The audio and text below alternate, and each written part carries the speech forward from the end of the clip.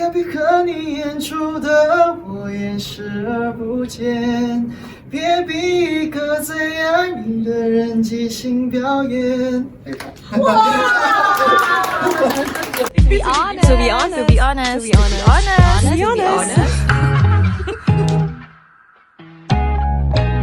Hi everybody, welcome back to a new episode of To Be Honest, where we talk about anything and everything under the sun. So today we'll be deep diving into a very exciting topic because it's quite relevant to all of our life stages, and that is university life. So half of us just graduated, half of us are still in uni. So I think that's gonna keep today quite exciting. So I think for many people, being students is like the best time to go and learn and explore our strengths, our interests, things like that, our possible career paths. So today we have Constance joining me, and also our very special guests Ben and Javier, who will be just sharing a little bit more about what we experienced in our different schools, our different paths. So Ben, where do you study and how's campus life like for you? Right, so I am Ben, if you don't know. I'm studying in RMIT, and this is my first year, second semester. I'm studying a major in business marketing, and it will be a 2 years course because I got 1 year exemption.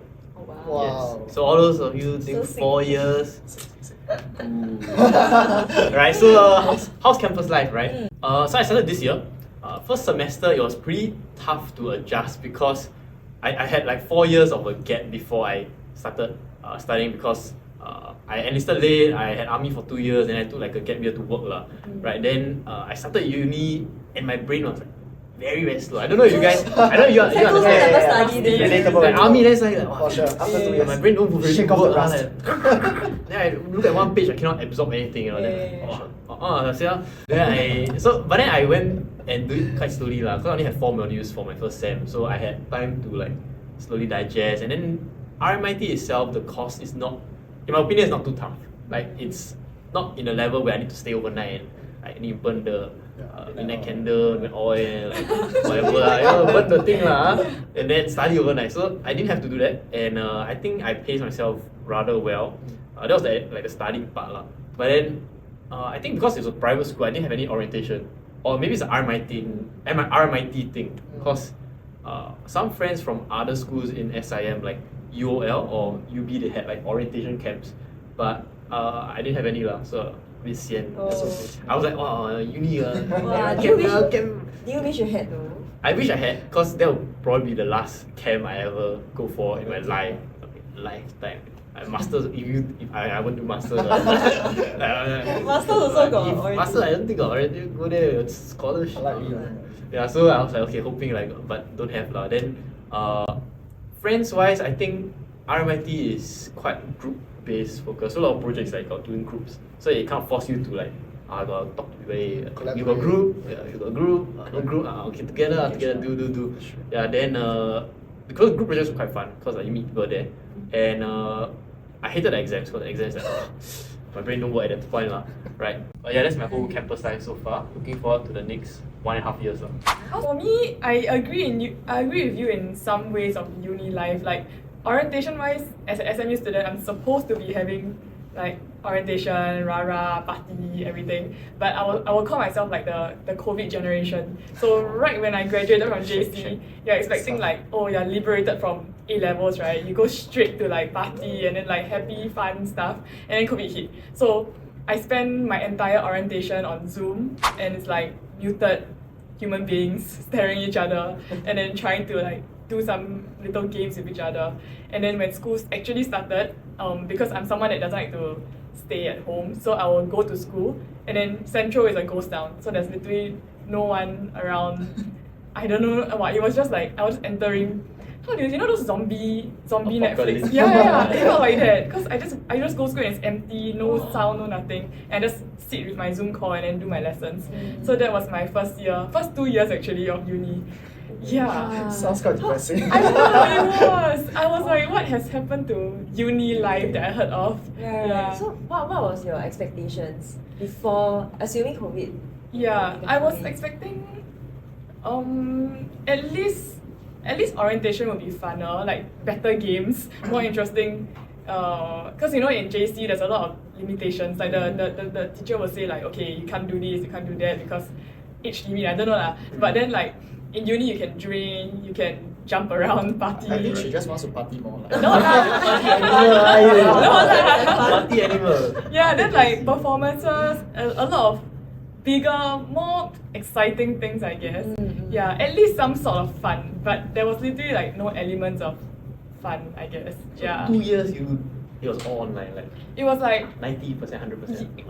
70%. Okay. There was one semester that we went back, but you know it was like DOSCON orange or something, so everyone was on mask. So for like 2 years, no one saw each other's faces. The professors were like that one day when we had to take out our mask, she was like, I don't think I can recognize any of you guys in class anymore. That's sad. The next day, yeah. That's tough, So that's tough. that happened. Yeah, but I guess similar lah. Not much of an orientation experience like you. Yours sounds worse. At least mine, I can like, see people, you know, like, I can go to class, you know. That's true. Yeah. Oh well, but then once like COVID ended, then I felt like a freshman in my year 3. Then I just like make the most out of it. Yeah. Then what about you, Javier? How was it like? Okay, for me, so just some background, right? So I actually just graduated from NUS last December. I did stats and econs minor. Just in case y'all didn't know, right? But my first sem, right? I'm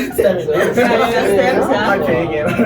But actually, my first sem will always like have a special place in my heart, because it was right before COVID came in. So I don't know if you all knew that like fun period where you could almost do everything like you can do now.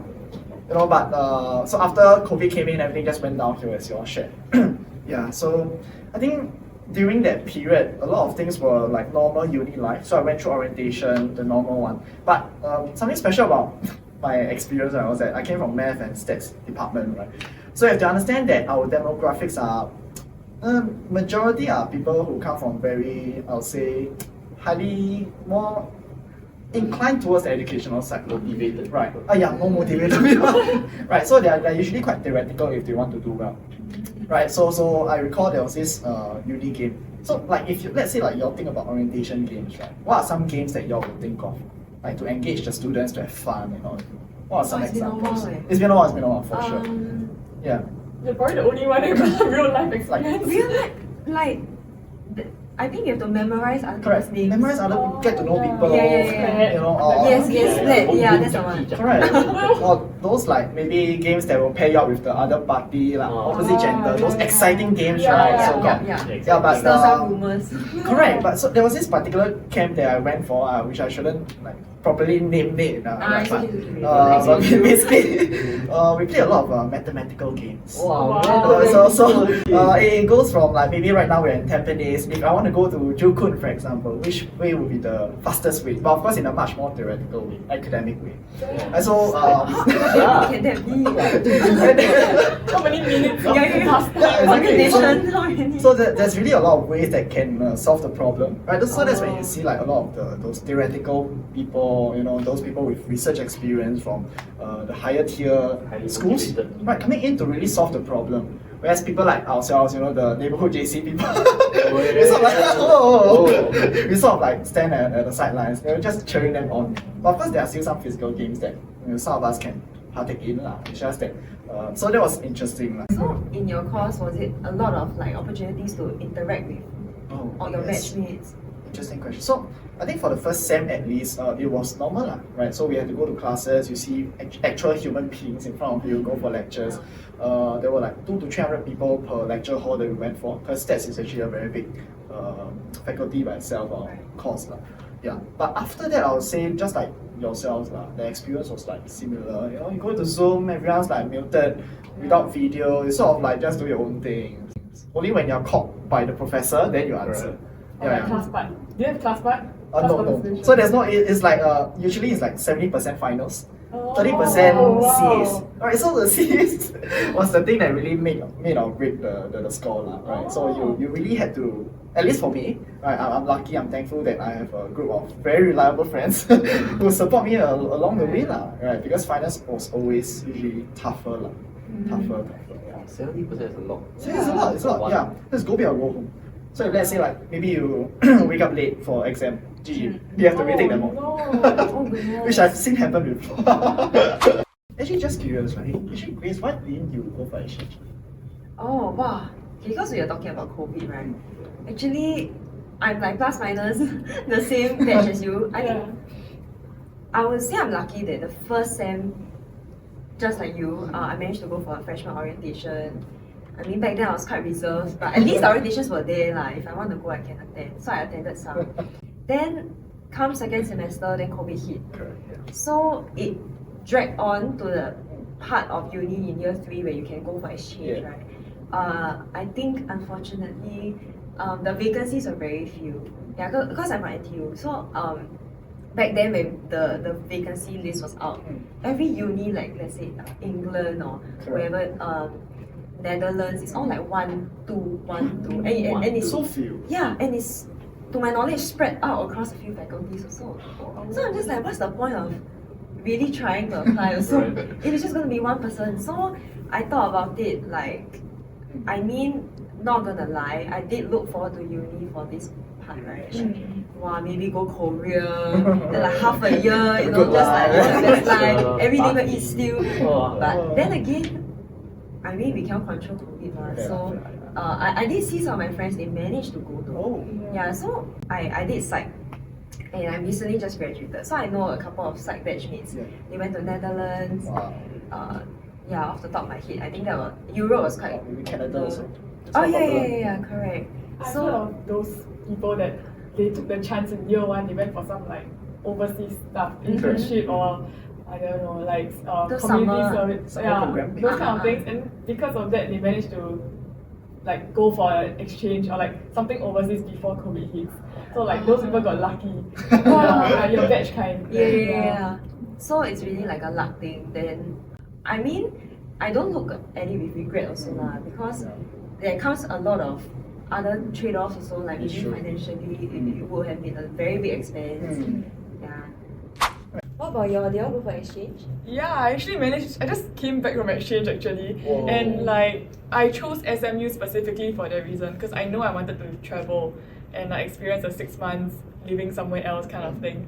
And when COVID hit, I was so distraught. I really thought that I wouldn't get the opportunity because I sacrificed a whole life and everything just for the exchange.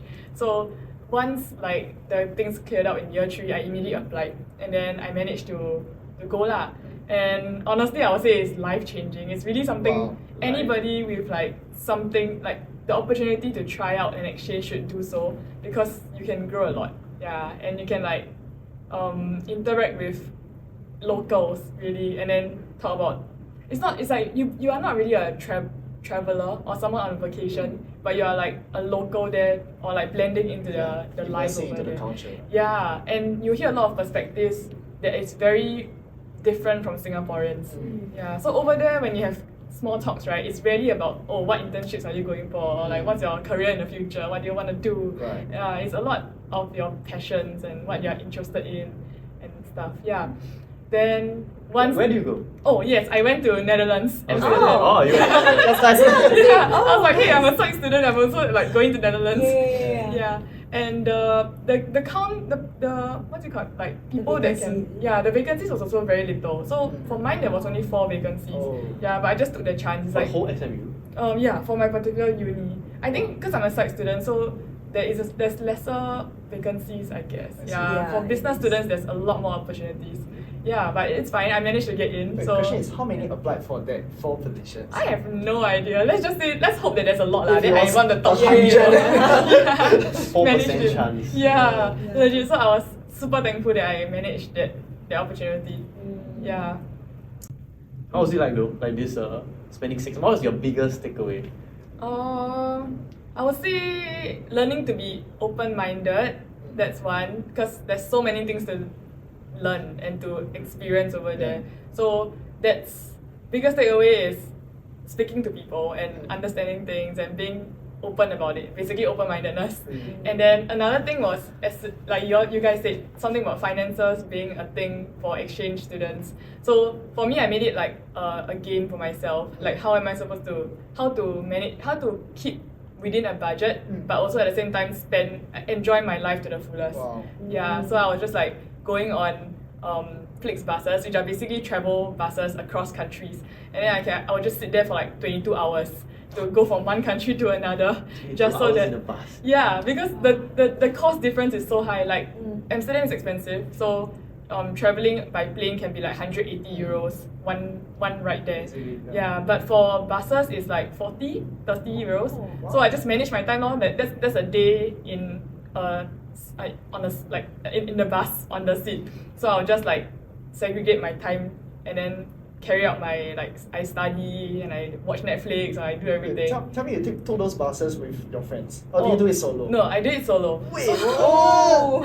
So yeah, that was another takeaway I have, I guess. Like you're able to be independent of anyone and just living life and figuring out yourself. And it's a whole different kind of fun, I feel. Wow. So with friends, when you go around, you remember the memories you guys make together. So all the moments when you clown together, you make jokes together. But when you travel alone, it's really experiencing the culture, the local happenings around. Yeah, and immersing yourself fully. Yeah, and also learning to be attentive to every single thing that's going on around you. Yeah, because you only have yourself to count on. Got any bad accidents happen?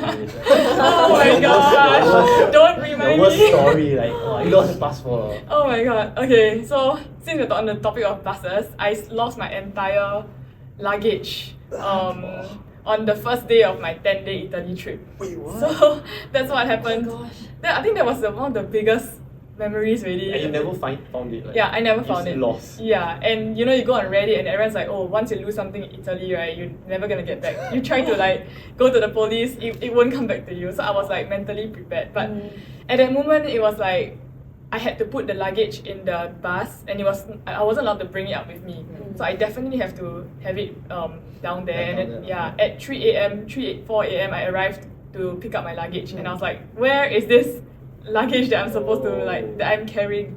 Yeah, so with that, honestly, I would expect anybody to like break down and cry and stress and everything, but I think I was so like done at that moment, and also like I had to be strong because there's there's nothing that I can depend on, I guess.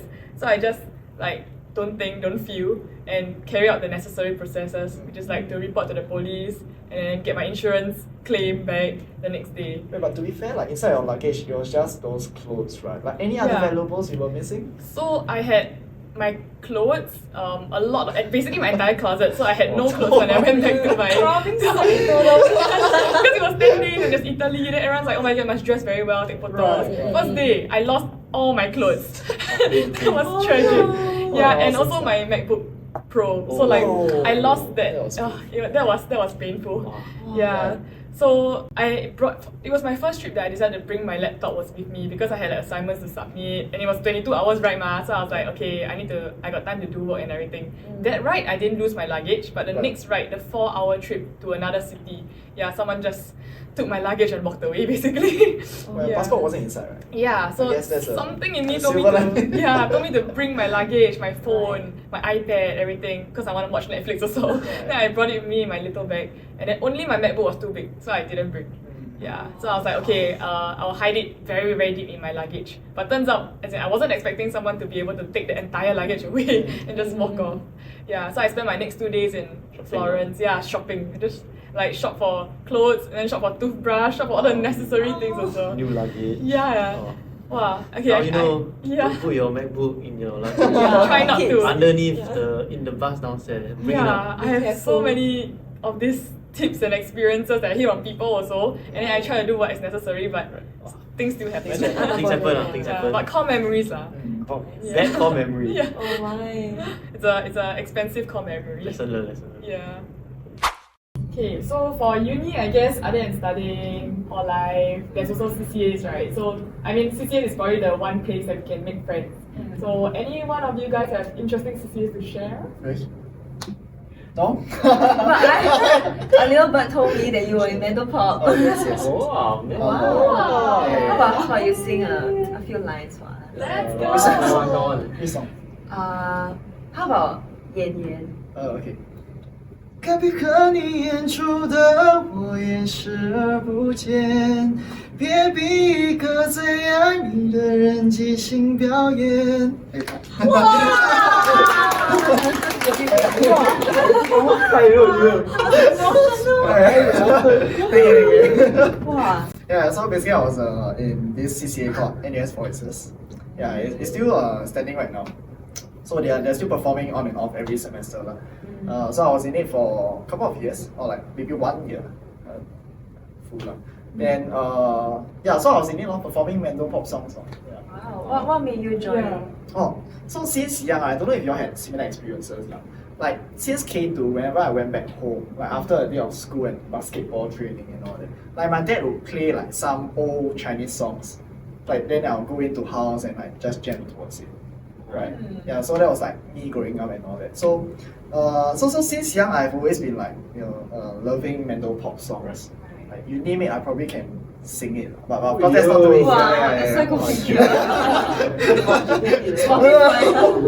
Yeah. Yeah, which is why I actually from then on started singing like on and off here and there.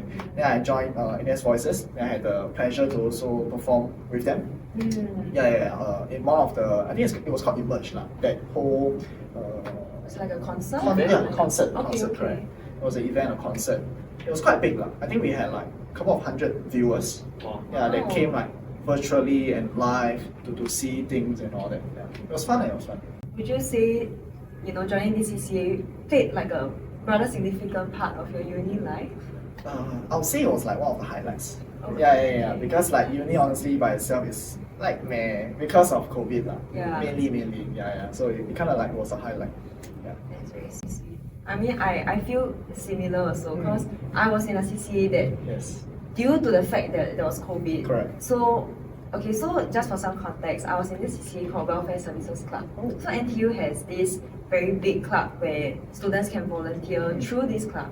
And it's just a matter of you picking different portfolios. Oh. So whether you want to volunteer with the elderly, the visually handicapped, so on and so forth lah. So for mine, I remember it was in the year that COVID hit, I think 2020, 2021. So you would imagine working with like the elderly, you have to be physically in the home or volunteering your time and your presence, right? So what can you do when it's COVID? Yeah. So the people running the homes, they had to turn on many laptops. Oh. And then through the laptops, then we could converse with Engage them. them. Yeah, correct. And I mean, it was nice. Looking back, that was about half a year to 1 year for me. Like the seniors, they conducted Hokkien lessons for us also. Wow. Yeah, because The seniors did it. of our CCA, correct. It's Yeah. Hokkien. Yeah, since you kill yourself. They 外校党部. She knows it well, she knows it well. Yeah. So I guess looking back, like it's just about how we make adjustments. I mean, we can't like do things as before, but I think we made the best of the situation. We still keep in touch with the community and the seniors really putting in the effort to get us all involved, like the Zoom link and then making sure all on time. Yeah, so I would say CCAs are a good place to meet people from different faculties, different batches also. Backgrounds as well. Correct. So what about you, Ben? What are you looking forward to? I wanted to join like a CCA in the first semester, but because of the situation, then I'm looking forward to joining like outdoor activity club, and specifically the bouldering CCA, because I like bouldering lah, and I enjoy climbing. So I wanted to go there to make friends also and climb together. Because sometimes I enjoy climbing alone, but then it's a lot more fun when you're with people lah. And I think that's a very good space to like. The bouldering scene in Singapore generally is quite tight. So it's like you know someone knows someone that's your friend also. Then it's like it's a very nice community lah. So I'm planning to join that CCA. Maybe join a few other like sports that I've never tried before. Those kind. But I'm just scared that it will be like competitive. Like, only you want to do it competitive then join. Then yeah. So I'll see how. Yeah. Okay, wow, so I think this episode we really looked into many different aspects of uni life, from being very academically rigorous to having different expectations and the reality of things, to the possibilities of CCAs and exchange also. So I think to wrap this up, I want to find out, like, at least for the both of you, in the remaining years of uni, what are you most looking forward to? For myself, there's an exchange that I could join next year. So I'm looking forward to going for that, and ideally I get it lah. Yeah, so that is my one thing. All the best. For me, I don't have a concrete like one thing I'm looking forward to, but definitely to forge more friendships that I missed in the first 2 years, and to walk out of uni not saying that I wish I did that, or I wish I did this. Like no regrets. Must walk off contented with the time I spent. Yeah. Doing things with courage, right? Like we Yes, talked that about. too. Yeah. How about you guys? What's your one thing that you're most proud of in this? Yeah, go first. I think for me, I believe that through uni is the best time to sort of like find ourselves and to know like what sort of life trajectory we want to go towards. So that's what I feel like. That's the advice. I think very similar also because we walked through 4 years with ups and downs. I think uni is the best time to be very kind to ourselves, to make mistakes. I think the earlier you fall, like the quicker you realize that actually these are not that big of a deal after all, and it gives you more confidence to step into adulthood lah. I feel, and I would say I'm thankful looking back at the 4 years. I had very diverse experiences, talking to different people and trying out CCAs and giving myself that chance to learn and figure out what works for me. Yeah, so I'm very thankful for that. And thank you all of you guys for sharing so openly with our audience today also. So thank you for watching this episode. If you liked what we shared, do give us a like, a comment, and let us know how uni was like for you, if you're going to uni soon or if you just graduated. Okay, so leave your comments down below and we'll see you next time. Bye! Bye bye.